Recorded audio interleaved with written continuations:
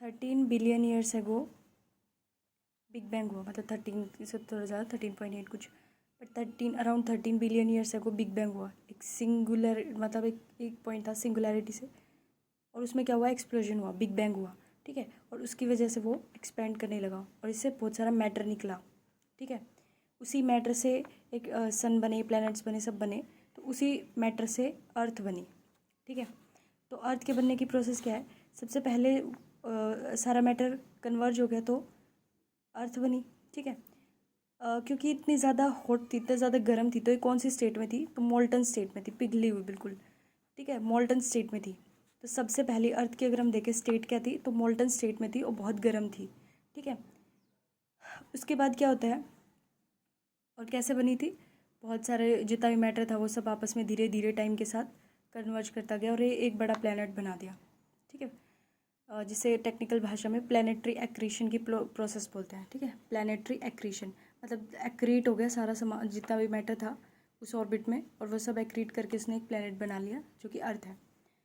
और वो क्या थी, उस टाइम पे बहुत ज़्यादा गर्म थी, तो मोल्टन स्टेट में एग्जिस्ट करती थी। फिर धीरे धीरे क्या होता है, तुम्हें पता है कि अगर खाना है तो खाने, मान लो सब्जी है या हलवा है, तो सबसे पहले क्या ठंडा होता है, उसकी ऊपर वाली लेयर वो थोड़ी जम जाती है ना, थोड़ी थोड़ी सॉलिड होने लगती है, लेकिन अंदर अभी भी गर्मी होती है ना। तो ऐसे ही अर्थ के साथ हुआ। अर्थ की क्या थी, मोल्टन स्टेट में थी, पिघली हुई स्टेट में थी, तो उसकी जो ऊपर वाली लेयर थी ना वो पहले ठंडी हो गई और वो धीरे धीरे एक पतली सी लेयर बना दी उसने, ठीक है, बिल्कुल पतली सी लेयर। उसको उसको क्या बोलते हैं, प्रीमॉर्डियल क्रस्ट, यानी हमारी पहली बार क्रस्ट बनी अर्थ पे। लेकिन ये कैसी थी, प्री क्या मतलब क्या होता है, फर्स्ट, और मॉड्यूल मतलब ऑर्डर, यानी पहली ऑर्डर की, यानी पहली बार अर्थ पे क्रस्ट बनी है, ठीक है। बट तुम्हें पता है कि उसके अंदर तो अभी भी बहुत ज़्यादा चीज़ें हैं, ठीक है, मोल्टन स्टेट में, और ऊपर से कुछ तो हल्की हैं, कुछ तो बिल्कुल लाइट हैं और कुछ हैवी हैं। और नेचर क्या होता है कि अंदर कौन रहेगा, हैवी चीज़ रहेगी, और बाहर कौन आएगा, हल्की चीज़ आएंगी।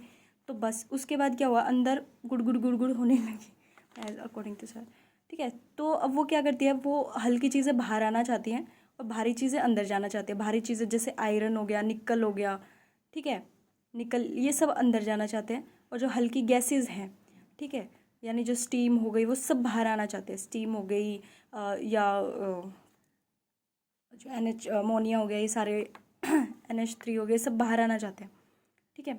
गैसेस जो है वो बाहर आना चाहती है और हैवी मेटल अंदर जाना चाहते हैं, ठीक है। इसी प्रोसेस में क्या हुआ कि जो पतली सी क्रस्ट अभी बनी थी ना, वो सब अंदर से जो भी बाहर आने की कोशिश कर रही थी ना गैसेस, उन्होंने उसको तोड़ दिया, टूट गई, ठीक है, सारी तोड़ दी और वो बाहर निकल गई, ठीक है।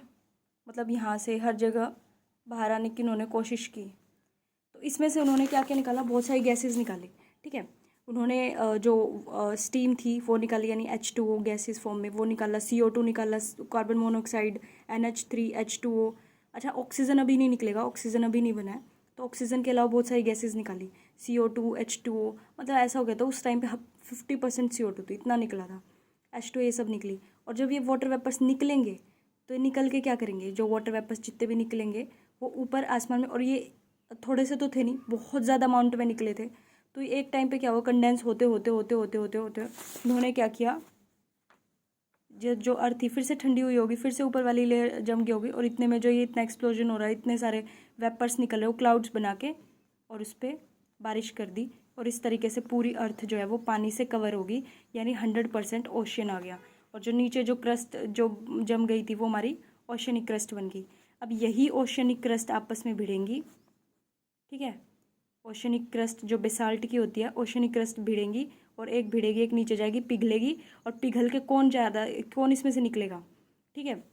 इसमें से जो हल्की चीज़ है, और हल्की चीज़ क्या होती है, ग्रेनाइट, एंडेसाइट, ये सब बाहर निकलेंगे, और ये सब बाहर निकलेंगे तब जाके और वो धीरे धीरे धीरे धीरे, जैसे यहाँ पे लैंड हल्की सी विजिबल होगी, ऊपर से इधर कहीं हो रही है, वो आपस में कोलाइड करते करते तब जाके पूरा एक लैंड मास बनेगा। और तुम्हें पता है कि एक बार अगर कॉन्टिनेंटल क्रस्ट बन गई, कॉन्टिनेंटल क्रस्ट तो क्या होती है, लाइट होती है, और जब भी टक्कर होगी तो सबडक्ट कौन करेगी, कॉन्टिनेंट प्लेट तो करेगी नहीं, कौन करेगी हर बार, ओशनिक प्लेट करेगी। इसलिए क्या हो रहा है कि कॉन्टिनेंट एक बार बन गया ना तो ख़राब नहीं हो सकता, बिगड़ता नहीं है, क्योंकि अगर टक्कर हुई भी तो ओशनिक प्लेट ही है जिसको झुकना पड़ेगा, और जो ख़त्म होएगी, और ओशनिक कॉन्टिनेंटल क्रस्ट जो है वो नहीं सबडक्ट होगी तो ख़त्म भी नहीं होगी। तो एक बार बन गई तो बन गई। बट हाँ, कहीं कहीं पे ओशनिक क्रस्ट बनती भी रहती है, ठीक है, मिड ओशनिक रीजन्स के पास, और कहीं कहीं पे ये ख़त्म भी हो रही है। बट कॉन्टिनेंट की एक बार बन गई तो बन गई, क्योंकि हल्की है तो टक्कर में भी ये सबडक्ट नहीं होगी, और सबडक्ट हुए बिना ये मरेगी नहीं, मतलब ख़राब नहीं होगी, ठीक है। तो कुल मार के सिंपल इतना है, अर्थ जब बनी मोल्टन फॉर्म में थी, धीरे धीरे सिर्फ ऊपर वाली लेयर वो होगी सॉलिड बन गई, लेकिन अंदर अभी भी ट्रैप थी हल्की गैसेस।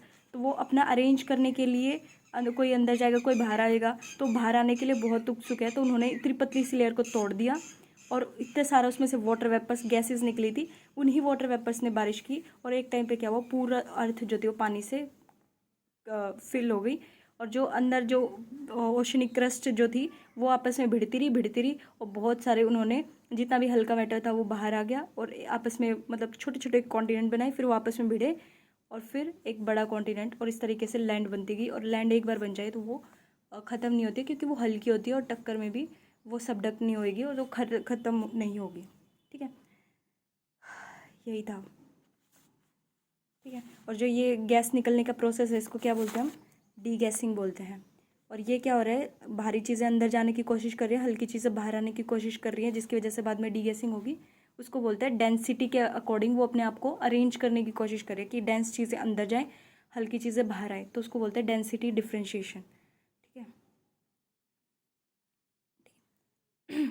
फिर यही है, इसके बाद क्या होता, 100% ओशन आ गया था, फिर वो ओशनिक की ही जो क्रस्ट थी वो आपस में भिड़ती रही, उसकी वजह से कॉन्टिनेंटल क्रस्ट बनेगी, और एक बार बन गई तो ख़त्म नहीं होगी। लेकिन ओशनिक क्रस्ट अभी भी ख़त्म हो रही है, कहीं कहीं पे बनती है, बट जो रेट है ख़त्म होने का वो ज़्यादा है।